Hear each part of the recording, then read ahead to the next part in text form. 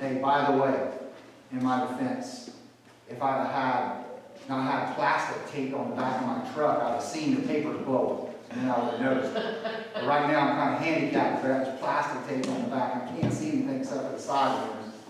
And that don't work well when you got stuff in the back of your truck. It just blows around, blows out, and you never see it. Anyhow, welcome tonight. If you're joining us, thank you for joining us tonight. And everybody in here, thank you all for coming out and experiencing. Hopefully your day was good. Hopefully you had a good day.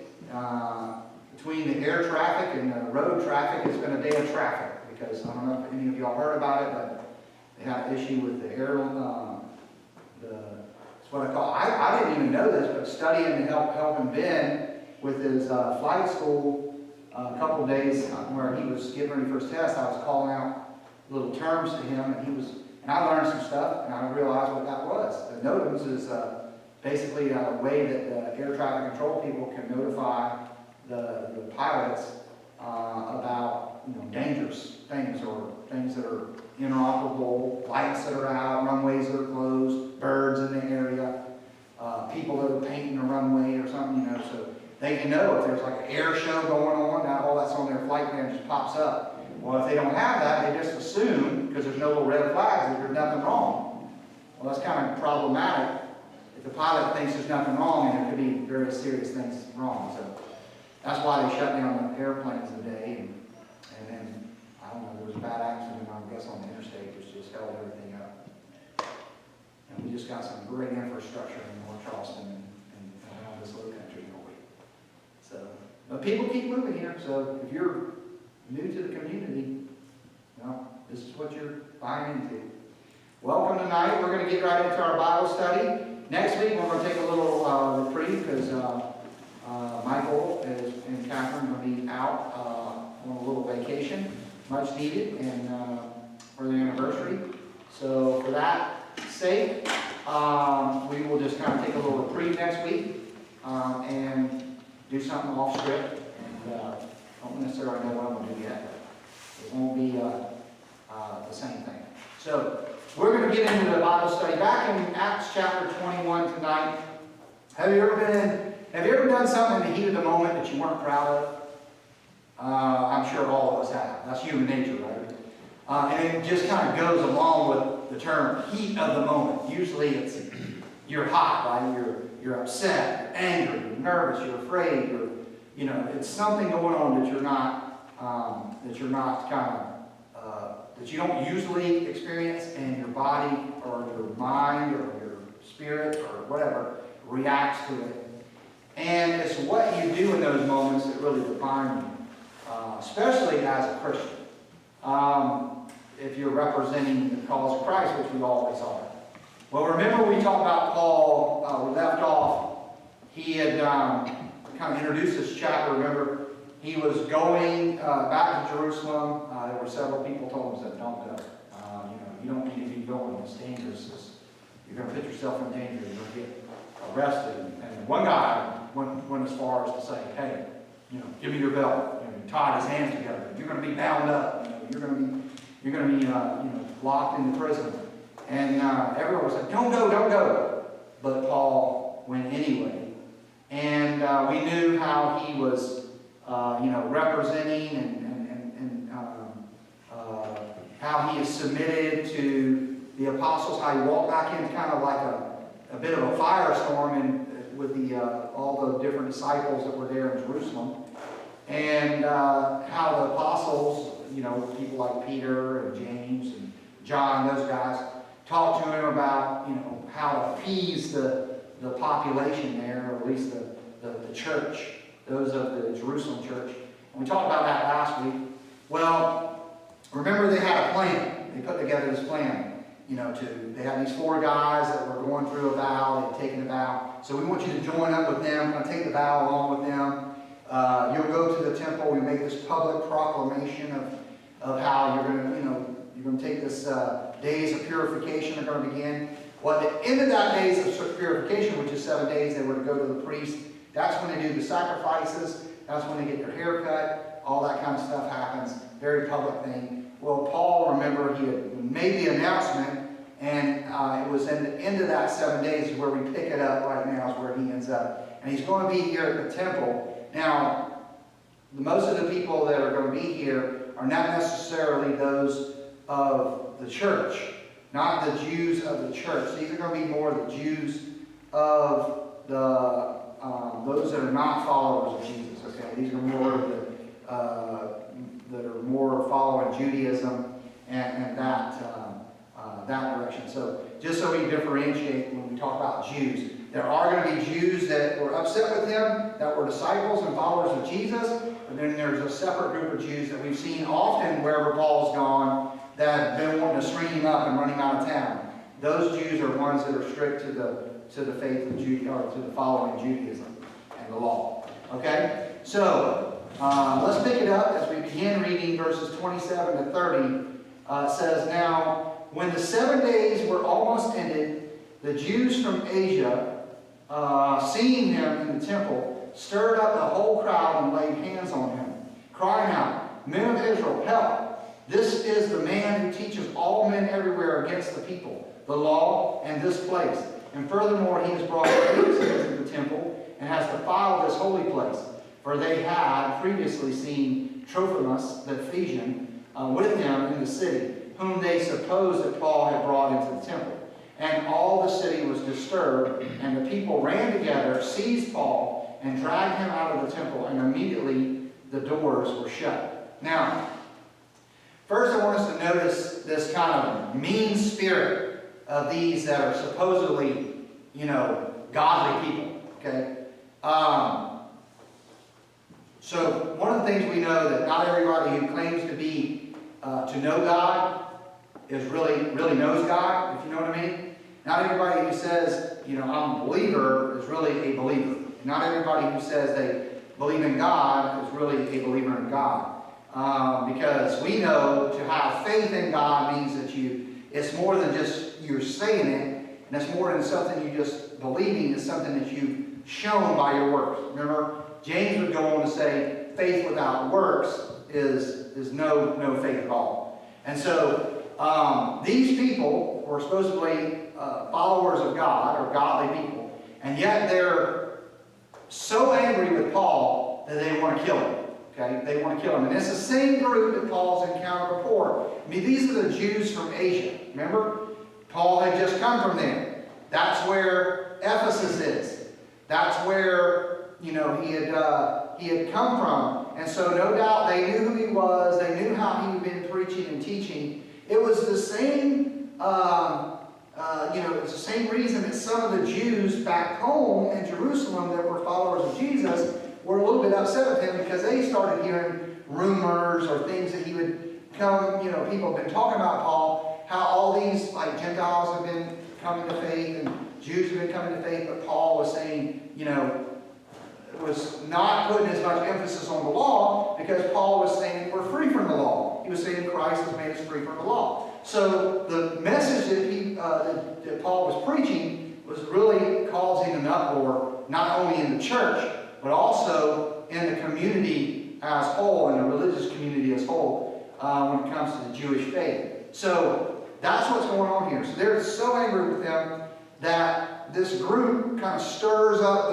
the crowd, if you will, and then there's this tumult that happens as a result of it. And as we will see with anything, sometimes it's just a frenzy that gets things going, And a lot of times, and we've talked about this in the past, sometimes when crowds, things start happening and, people start getting upset about stuff, it's a few people that start it, kind of initiate it, and then people start kind of gathering in on it, and then there's people that kind of are in the middle of it. They don't even know what they're fighting for, right? They don't even know. I remember, a few years ago when all the riots were taking place, and, people from Fox News would send reporters into those West Coast cities. I forget even the name of the cities, but they would go into some of those cities and interview some of the people and ask them what they were doing there. And some of the people had no idea what was going on. They were just down there. They were just wanted to be a part of it. Or different people said they were fighting for different causes than other people were fighting for. So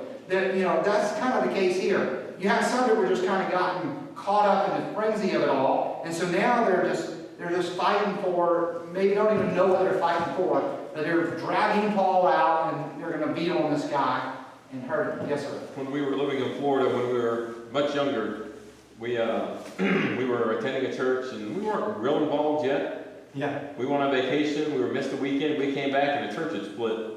Oh. And the amount of time we went on vacation for a week. Goodness. That's crazy.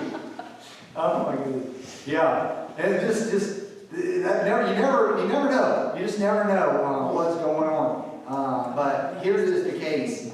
So Paul's kind of caught up into this whole mess, and you know, we're starting to see exactly what the guys back there in Asia or back there in Ephesus were saying. Hey, don't leave because this is what's going to happen.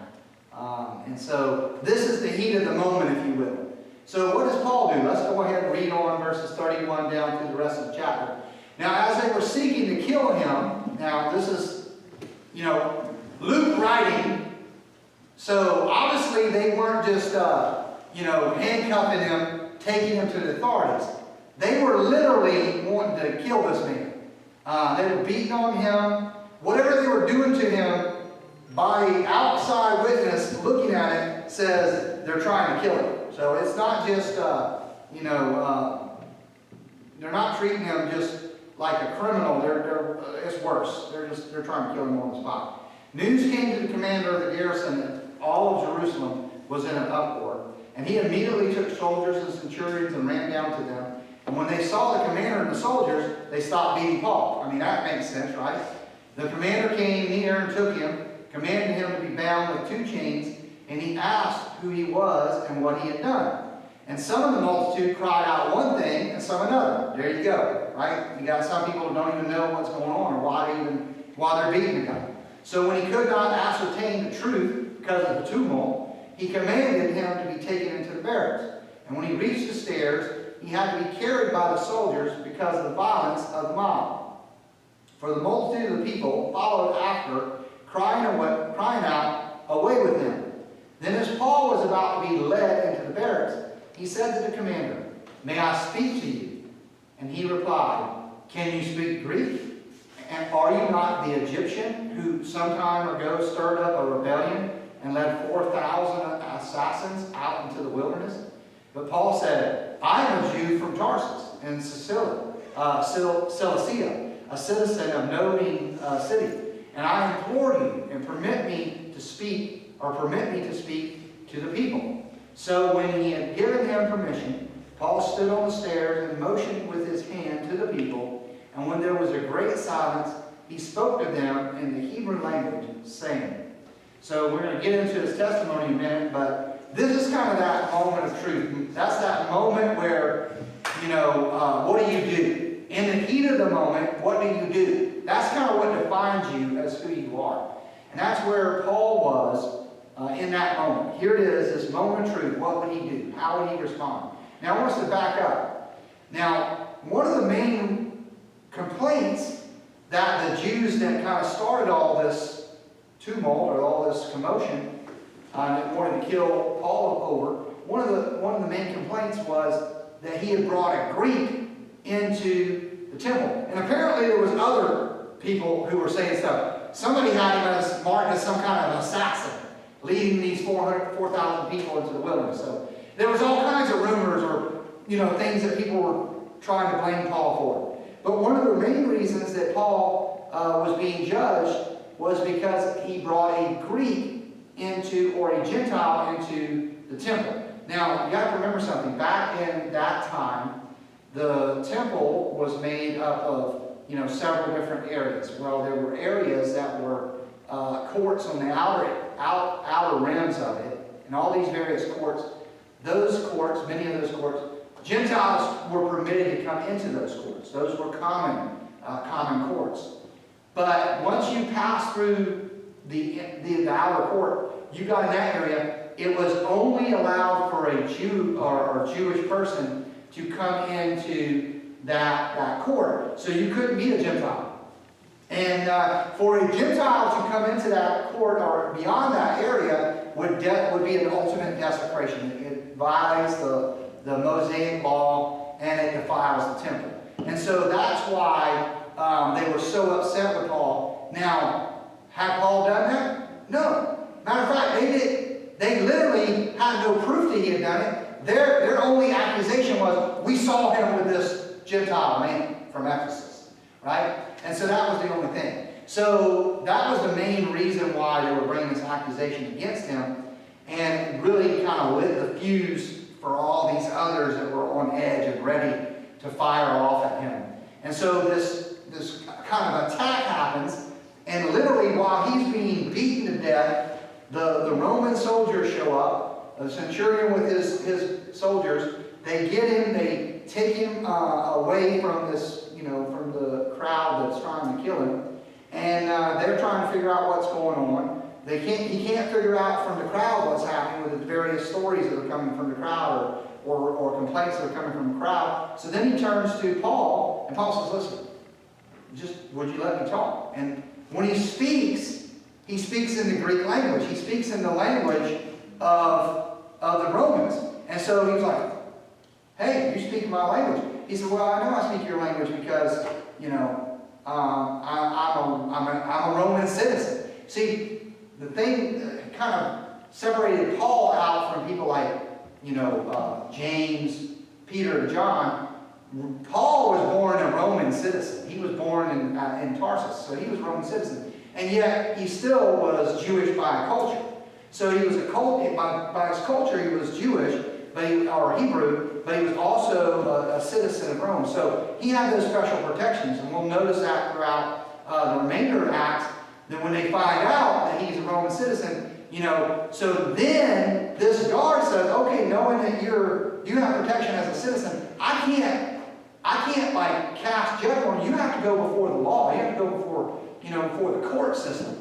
We can't allow these people to condemn you. We have to take you before our courts because you're protected by that citizenship. So he had, at that moment, got the guard's attention. And then when he finds out he's a Jew, he says, listen, if you can calm this situation down, ultimately, that's all the guard wants to do.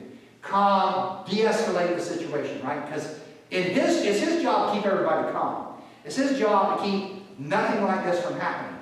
Remember, the Jews were under Roman rule, but not too long from now, the Jews would rebel against the Romans, and then there would be this big slaughter, basically a war, and that actually happened in history. If you're one or just a few guards, you don't want a large angry mob. Right, you can't control that. Right, you can't control it. And it doesn't look good to your boss that you can't even control a bunch of, they're supposed to be more docile and peaceful people. So, you're trying to keep order, you don't want to lose your job. So that's what his job was, and he thought, well, Paul wants to talk to these guys, what harm could it be to let him talk? And so after explaining who he was and where he had come from, now he gets a chance to respond to the people. And I want us to show you what he does in that moment of truth. Let's look at his response. And as we're reading his response, and it's found in Acts 22, we're going to jump over to chapter 22. As we're reading his response, we're listening to it, think about what your response would be. Okay? Listen to this. He says, "Brethren and fathers, hear my defense before you now." And when they had heard that he spoke to them in the Hebrew language, they kept all their more silent. Then he said, "I am indeed a Jew, born in Tarsus of Cilicia, but brought up in the city at the feet of Gamaliel, taught according to the strictness of our father's law, and was zealous toward God as you all are today.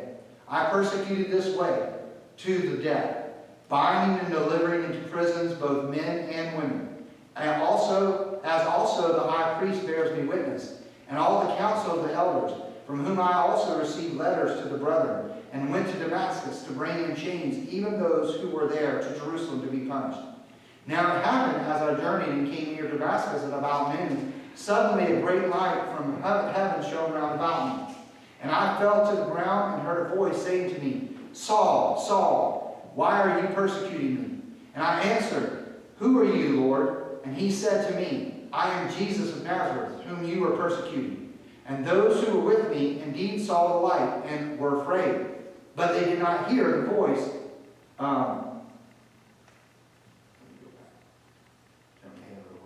did not hear the voice of him who spoke to me. So I said, what shall I do, Lord? And the Lord said to me, arise and go into Damascus, and there you will be told all things which are appointed to you to do.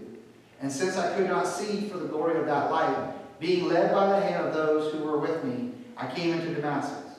And then a certain Ananias, a devout man according to the law, having a good testimony with all the Jews who dwelt there, came to me, and he stood and said to me, Brother Saul, receive your sight. And at that same hour I looked up at him. Then he said, the God of our fathers has chosen you, that you should know his will, and see the just one, and hear the voice of his mouth. For you will be his witness to all men of what you have seen and heard. And now why are you waiting? Arise and be baptized. Wash away your sins, calling on the name of the Lord. Now it happened when I returned to Jerusalem and was praying in the temple, that I was in a trance, and saw him saying to me, make haste and get out of Jerusalem quickly, for they will not receive your testimony concerning me. So I said, Lord, they know that in every synagogue I imprison and beat those who believe on, in every synagogue I imprisoned and beat those who believe on you. And when the blood of your martyr Stephen was shed, I also was standing and consenting to his death, guarding the clothes of those who were killing him. Then he said to me, depart, for I will send you far from here to the Gentiles.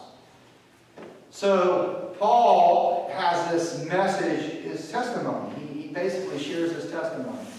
And as is the case with Paul, as we will see moving forward, every time Paul gets his chance to tell a story, he's going to tell a story. Matter of fact, pretty much tells it to everybody he meets from this point out. This is pretty much going to be the message on repeat. But I like what he did here. I like how he told his message. First thing he did was he told them, first of all, let's kind of back up. He chose, rather than, get angry, rather than, try to justify his, point or whatever, or argue with them, he chose to just kind of speak to them in a calm manner. Now, we're talking about somebody who has been half beaten to death. We're talking about somebody who's probably blood flowing down their face, looking like they're hurting badly. And yet he has the chance to turn around. He just wants to calm them. There's no punctuation that says that to indicate he was like screaming or yelling at them or anything. Just in a calm manner, he speaks to them and starts to tell the story. The first thing he tells them is, hey, this is where I've come from. This is who I was. This was my life. I was just like you. I was just like one of you. He can relate to them. He starts to tell a relatable story. And they're listening to him, and he's speaking it in their language. And remember how we talked about before, when we engage the culture, that we have to kind of be sensitive to that culture that we're engaging. We talked about, you have to understand the culture you're in, and sometimes change the culture with the culture, not the message. Paul's certainly not changing the message, but he's speaking to them in their language. And as he's speaking to them, he tells them, hey, I was just like you. This is my life. I was the strictest of the Jews. I followed the way. And matter of fact, I persecuted the way. Remember, we talked about that too. That was kind of how the Jews that were following Judaism looked to Christianity. They called it the way. And so he said, I persecuted the way. As far as going and imprisoning these people. The high priest can testify to that. That's who I was. He said, and this is what happened to me. This is what happened to me when I met Jesus. This is what happened. This is the change that took place in my life. And now, this is where I am now. And this is what I've done since then. And this is what God has done in my life since that moment that I met Jesus. And so we kind of see this transition, this pattern, which he shares his faith with the people. And next week we're going to learn, or next time we come to chapter 22, we'll pick up and we'll find out where how they responded to that, which, you can just read the next verse and figure out they don't respond too well. It doesn't go over too well. But you know what? That, again, that's not our job. Our job is not to make sure people receive it well our job is to share. And so, as we wrap up tonight's lesson, I want to ask you, what would you do in that moment of truth? Put yourself in Paul's shoes, what would you do? Now, naturally, when we experience something like this, we talk about the heat of the moment. The natural thing to do is whatever our adrenaline is making us do, right? We get a shot of adrenaline. No doubt Paul had a great shot of adrenaline. Somebody's trying to kill him. You're going to have that adrenaline in your body. It's just going to be, and what does that produce? What produces that fight or flight mechanism, right? We want to either fight back or we want to run. Paul didn't do either one, right? He didn't fight back, neither did he run. Matter of fact, as soon as he got a chance, he said, listen, can I turn around and talk to these people? I think Paul said, I have a chance to speak to a crowd of people and tell them my story. I have a chance now not only to talk to the few that were in the temple when I first started, now I've got a whole crowd of people to talk to. And a whole bunch of people that I can communicate with. And by the way, I think Paul also recognized the fact that he has a little bit of protection now. It's not like they're going to attack him now, He's protected by the guards, so he can pretty much do whatever he wants to do at this point, and they can't do anything about it. So he has a platform to speak and a protection to depend upon. And so he's there, he has an opportunity, he takes advantage of the opportunity given him.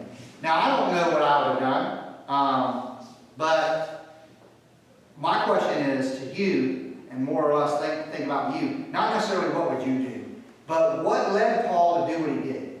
What would lead somebody to do what they did? Any thoughts there? He has a heart for sharing his testimony. Right? And like you said, it was an awesome opportunity to. I mean, he could have, and the guard had to run through his mind, Paul could have incited a riot against the guard and got away from all of it. Yeah, that's right. Because if he could have deflected their anger to the guard, then he just walk away. Yeah. He did what was common to him. He'd been sharing. So all he knew how to do and all he wanted to do was share some more. And so he had the mindset of, and to die is gain, so what do we have to lose? That's where I was going with it. But my thing, I started thinking about it, I was like, it goes back to the beginning of this chapter, and kind of how I started this lesson off. Was remember Paul was told, don't go to Jerusalem. You're going to be arrested. Like I said, one guy took his belt off, tied his arms up, did this like visual illustration. This is what's going to happen to you, Paul. And Paul, remember what he said? I'm going even if I die. Right? Even if I die, I'm going. And you know what Paul had already said? Paul had already died. You know how somebody gets to this point where they're not afraid to die? Well, they're already dead. They've already died for themselves. It's like these soldiers who go into war and they have no fear because they said, I'm already dead. It doesn't matter. My life is already spent. I'm now focused on something greater than me. My life is no longer important. And that's why Paul had gotten to that point when it comes to his Lord. He said, it's not about me anymore. My life is gone. I'm dead. He would go on to say to the Galatians, remember, he would say, for me to live, to die is gain, right? It's not about me anymore. It's about me living my life for God. So I die. I die so that I can gain everything.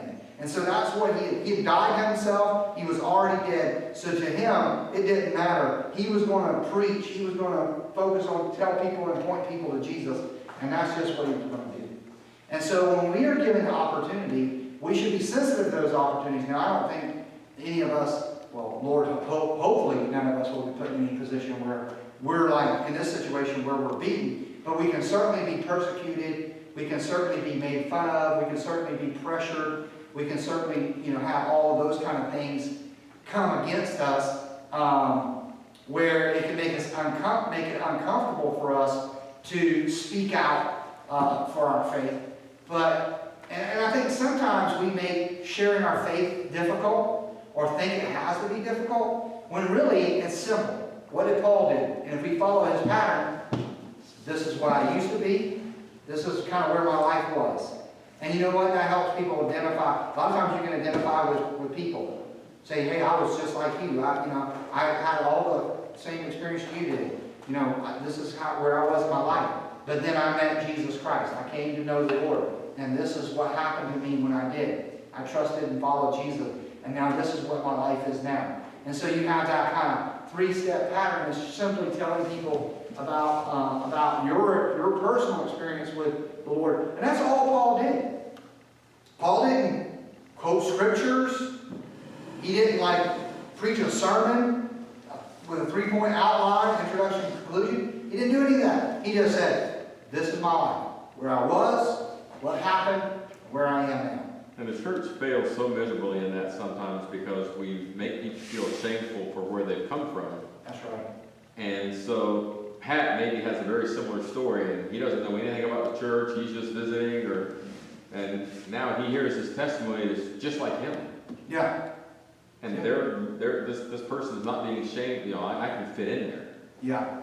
Yeah. Because there are a lot of times, when you're just visiting a church, it seems like everything is good, and these people are perfect, and they can't accept me because I'm,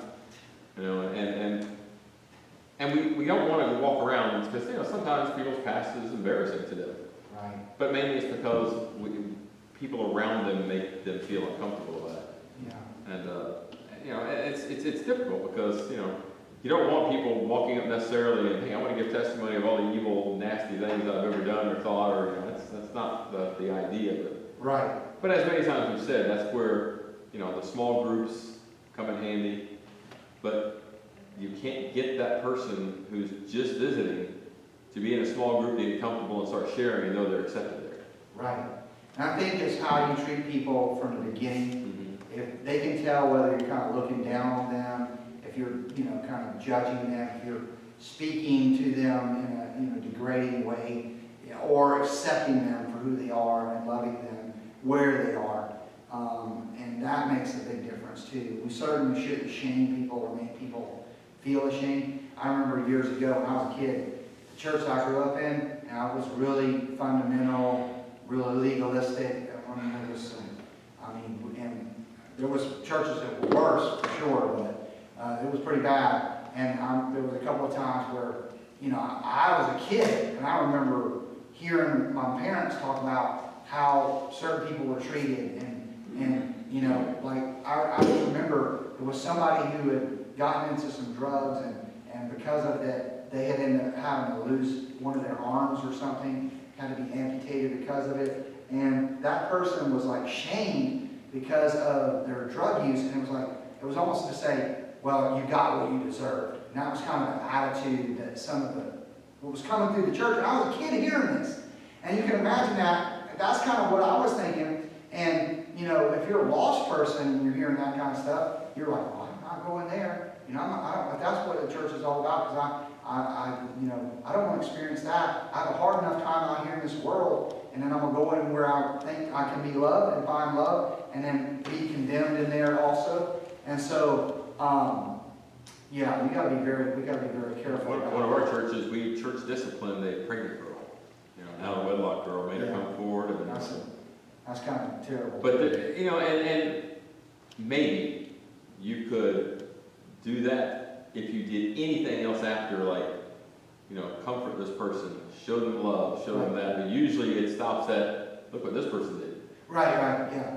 There's a fine line between condemning and then condoning, right? You got to help, but you got to reach out in compassion and love to help that person and give them a hand up, and a hand up out of the situation. And we talked about that as well. But I think we don't need to make sharing faith complicated. We don't need to make our witness complicated. Live like we're supposed to. Live it in a way that shows other people who you are, genuinely who you are as a follower of Jesus, and then share with people, where you work, where you come from, what happened, and where you're going, what God is doing with you now. I think that can go a long way in reaching others for Christ. There were a lot of people that got saved before the book of Romans was ever written. Oh yeah, absolutely. They didn't have to have the Romans road. That's right. It's nice to know Scripture, and certainly that it would be helpful, because it is the Scripture that convicts. It is that Word of God that brings about faith and then salvation. But relationships is what it's all about. And Paul was big about that. That's why he went 3 times to the same area. That was about building relationships. That's why the last time he was going through, he said, let me go back and visit all those places that we went back before, because I'm not going to see you again, right? He wanted to build those relationships.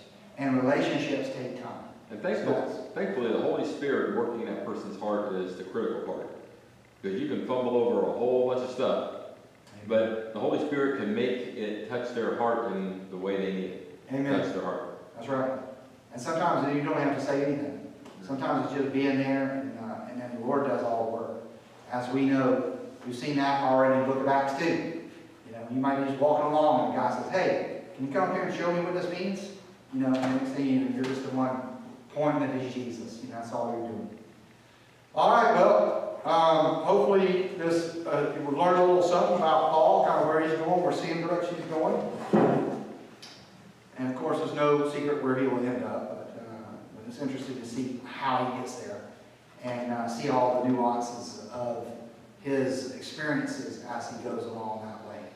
We're going to take some prayer requests, and for those of you who are joining us online, we appreciate you joining us tonight again, and thank you for doing that. If you have a prayer request you'd like to share with us, you can go to our website, riveroakcc.org/pray. I updated some of those prayer requests. I'm in the process of reaching out to some of those folks, so if you're somebody who's submitting prayer requests to us, you may get an email from me here soon, just wanting to know about some of your requests, but because we got some of them that have been on there for about a year, or some of them are on there for 2 years, and I updated some of those, but we're trying to get through those lists. But if you've got a prayer request you'd like to share with us, you can do that on our website or in the comments tonight in the video there, and we'll certainly pray for them as we get them. But in any case, we are going to say goodbye to our online audience. Hopefully God will bless you as you continue to follow the Lord, and throughout this week we hope that God will shine His grace upon you as you go. And we'll see you next time.